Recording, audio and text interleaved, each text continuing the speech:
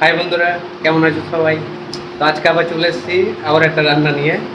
আজকে সানডের দিন মটন না হলে তো কারো ভালো লাগে না, মানে ব্যাপারটা জমে না আর কি।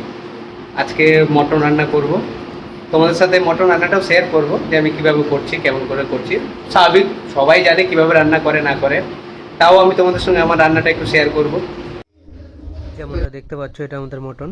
আমি অলরেডি আগে থেকে মটনটাকে টক দই দিয়ে ম্যারিনেট করে রেখেছি, তো এইভাবে আধা ঘন্টার জন্যই রেখে দেবো।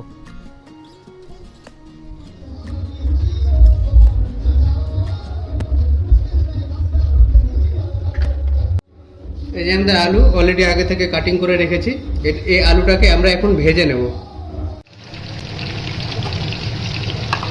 তো আমরা এখন মটনের জন্য মশলাটা রেডি করব। তো তোমাদেরকে আবার দেখিয়ে দিই, এই যে আদা রসুন,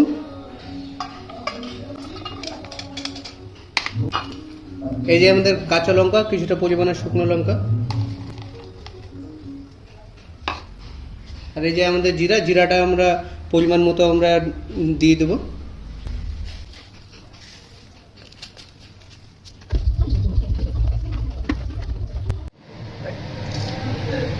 ফোড়নের জন্য গোটা গরম মশলা দিয়ে দিলাম, কিছুটা লবঙ্গ, এলাইচি আর দারচিনি। এখন আমরা পেঁয়াজটা দিয়ে দেবো।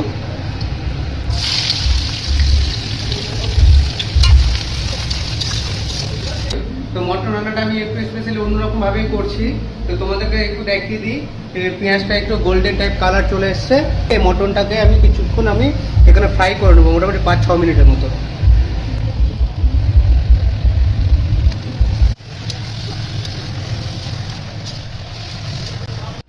তো বন্ধুরা, এই যে আমাদের কেটে রাখা টমেটোটা এখন দিয়ে দেবো। এই যে ভেজে রাখা আলুটাও আমরা দিয়ে দেবো।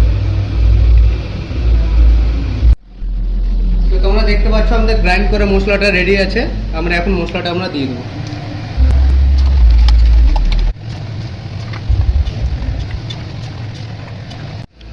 তোমরা দেখতে পাচ্ছ অলরেডি এখনই কত সুন্দর একটা কালার চলে এসছে মটনে।